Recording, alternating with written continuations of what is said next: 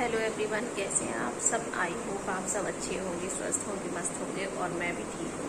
तो आज की वीडियो में मैं आपको स्टार्टिंग से अपडेट देने वाली हूँ कि कैसे कैसे मुझे अपनी प्रॉब्लम्स पता चलती गई और कैसे कैसे मैं सॉल्व करती गई। जैसा कि आप जानते हैं कि हमारे साथ में मेरा सहयोग करने वाला मेरे साथ कोई भी नहीं है। मैं और मेरे हस्बैंड अकेले ही जो भी कर रहे हैं अकेले ही कर रहे हैं, और ना मेरे साथ जाने वाला कोई है, ना मुझे सपोर्ट करने वाला कोई है।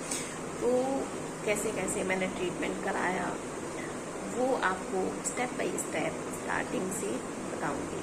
हो सकता है मेरी तरह और भी बहुत सारे लोग परेशान हो जिनकी शादी को इतना समय ना हुआ हो सकता है मेरा वीडियो देख के उनको काफ़ी हेल्प मिले, क्योंकि जैसे जैसे आपको प्रॉब्लम्स स्टेप बाय स्टेप पता चलती जाती हैं, आप कैसे आगे बढ़ते हैं, और आपको मेरी ये वीडियोस देख के ना काफ़ी कुछ पता चलेगा और आपको हेल्प भी मिलेगी। तो फुल वीडियो ज़रूर वॉच करिए। तो स्टार्ट करते हैं। तो ये मेरी जो ट्रीटमेंट का सिलसिला शुरू होता है वो होता है 2018 में स्टार्ट। 2018 में मैंने डॉक्टर को पहली बार दिखाया जब, तो क्या उस टाइम मेरी शादी को लगभग 2 साल कंप्लीट होने वाले थे। तो मैंने जो दिखाया था वो मैंने मेनली पेन की वजह से दिखाया था। जो मुझे पीरियड्स में पेन हुआ करता था उस चक्कर में मैंने डॉक्टर को दिखाया था। मेनली मैंने कंसीव करने के लिए या प्रेगनेंसी के लिए नहीं दिखाया था, पेन के लिए दिखाया था। तो फिर डॉक्टर को जब मैंने दिखाया तो मुझे तो पता था ना, एक लड़की को पता होता है अंदर से कि 2 साल होने जा रहे हैं, कंसीव क्यों नहीं हुआ, क्योंकि आपके साथ जो लोग होते हैं वो इस जर्नी में आगे बढ़ चुके होते हैं। तो फिर मैं डॉक्टर से ना बोल देती थी कि मैम मेरी शादी को इतना समय हो गया है और अभी तक एक बार भी कंसीव नहीं हुआ है, ऐसे बता देती थी। लेकिन मेरे जो हस्बैंड थे वो इस चीज़ पर बिल्कुल भी एग्री नहीं थे, मुझे बच्चा चाहिए।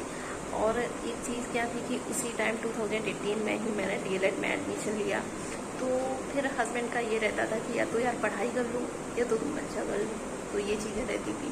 प्लस इनके घर में भी बहुत सारे ऐसे लोग थे जो ये चीज़ें समझाते रहते थे कि बेटा मतलब तैयारी कर लो, गवर्नमेंट जॉब लग जाए उसके बाद करना, और बच्चा हो गया तो तुम पढ़ नहीं पाओगे, ये नहीं कर पाओगे, वो नहीं कर पाओगे। तो ऐसी बहुत सारी चीज़ें समझाते रहते थे। तो उस चीज़ से भी वो टॉर्चर रहते थे। प्लस क्या होता है ना कि आप और मतलब दोनों लोग के पास ही जब जॉब नहीं होती है ना तो बहुत दिक्कतें होती हैं। तो ना उस टाइम मेरे पास जॉब थी, ना उस टाइम हस्बैंड के पास जॉब थी। तो हालांकि सिचुएशंस में ना मैं उन्हें गलत कह सकती हूँ, ना मैं, तो कुछ परिस्थिति ऐसी थी जो बनती चली गई, और जिस तरह से मुझे एक्टिव होके दिखाना चाहिए था उस तरह से शायद नहीं दिखा पाई। फिर भी क्या हुआ कि 2018 में जब मैंने डॉक्टर को दिखाया, उस टाइम डॉक्टर ने अल्ट्रासाउंड किया और कुछ ब्लड टेस्ट करवाए। आई थिंक वो सारे 10 से 12 हज़ार के टेस्ट हुए थे। उसमें पता चला कि जो मेरे यूट्रस में है कुछ स्वेलिंग है और इन्फेक्शन है। UTI इन्फेक्शन मुझे अक्सर रहता था। तो उसकी उन्होंने ट्रीटमेंट करी, उन्होंने मेडिसिन दी, सिरप दिए, कुछ मैंने ली रेगुलरली। उसके बाद में 2 महीने हमारा ये 2 महीने आई थिंक, हाँ 2 महीने ट्रीटमेंट ये चला। उन्होंने जैसा जैसा बताया और जैसा जैसा उन्होंने कंसीव करने के लिए सजेस्ट किया तो वो मैंने किया। हालांकि हस्बैंड एग्री नहीं थे, लेकिन फिर भी मैंने ट्राई किया, बट नहीं हुआ। उसके बाद में हस्बैंड ने क्या, पेन में तो थोड़ा रिलैक्स मिल गया, इसलिए फिर हम लोगों के पास इतना पैसे भी नहीं थे कि हम दिखा सकें। और हस्बैंड का नेचर ऐसा है कि वो घर में पैसे के लिए बिल्कुल भी नहीं कह सकते थे। तो इसलिए फिर क्या हुआ कि ट्रीटमेंट वहीं से बंद हो गया। इसके बाद कंटिन्यू मैंने अपनी पढ़ाई स्टार्ट करी। तो DLED कंप्लीट किया 2 से 3 साल तक यही चलता रहा कि DLED कंप्लीट किया 2 साल में। उसके बाद टेट CTET यही सारी चीज़ें चलती रहीं। फिर इस बीच में मेरी मम्मी ने मायके में जो मेरी मम्मी है उन्होंने कई जगह दिखाया। जैसे भगत वगैरह को दिखाते हैं तो क्या बताते हैं, नहीं हो रहा है, कोक बंद है, कुछ वैसा है, कुछ चाल चक्कर है, ऐसी चीज़ें बता देते हैं, ताबीज़ धागा बना के दे देते हैं। तो ये सारी चीज़ें चलती रही। फिर 1-2 जगह मम्मी ने वैसे दिखाया कि जो दाई वगैरह होती हैं, जो नर्स वगैरह होती हैं, आयुर्वेदिक और लकड़ी जड़ी बूटी पता नहीं क्या क्या देती हैं। तो इस तरह से वो दिखाया कि स्वेलिंग है, ये है, वो है। तो दिखाते रहे, तो वो चलता रहा, उससे भी कोई आराम नहीं मिला। फिर इसके बाद में मैंने बिल्कुल कट आउट कर दिया। एक दो मम्मी ने छोटे मोटे डॉक्टर्स को भी दिखाया, अपने अकॉर्डिंग जितना वो कर सकती थी, उससे भी मुझे कोई आराम नहीं मिला। फिर क्या हुआ कि 2-3 साल तक तो यही चलता रहा भाई, है ना। फिर जैसा कि हमारे पास भी जॉब नहीं थी, हस्बैंड के पास जॉब नहीं थी, तो बहुत दिक्कतें थी। जब आप सेल्फ होते हैं तो किसी भी तरह से आप दिखा लेते हैं, प्लस आपको ना कोई समझाने वाला, ना कोई साथ में ले जाने वाला, ना कोई बोलने वाला कि चलो भाई यहाँ दिखा देते हैं, वहाँ दिखा देते हैं। तो ऐसा मेरे साथ कुछ भी नहीं था, तो क्या ही करती।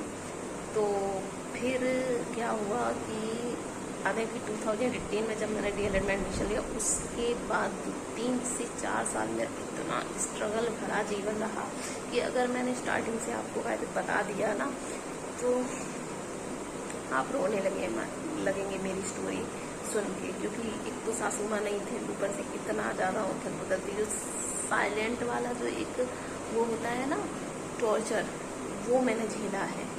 मेरे हस्बैंड को मेरे खिलाफ ही भड़का देना, बिना मुझसे कहे मेरी ज़िंदगी में इतना सैलाब, इतना तूफान ला देना कि मतलब मरने पे मजबूर कर देना।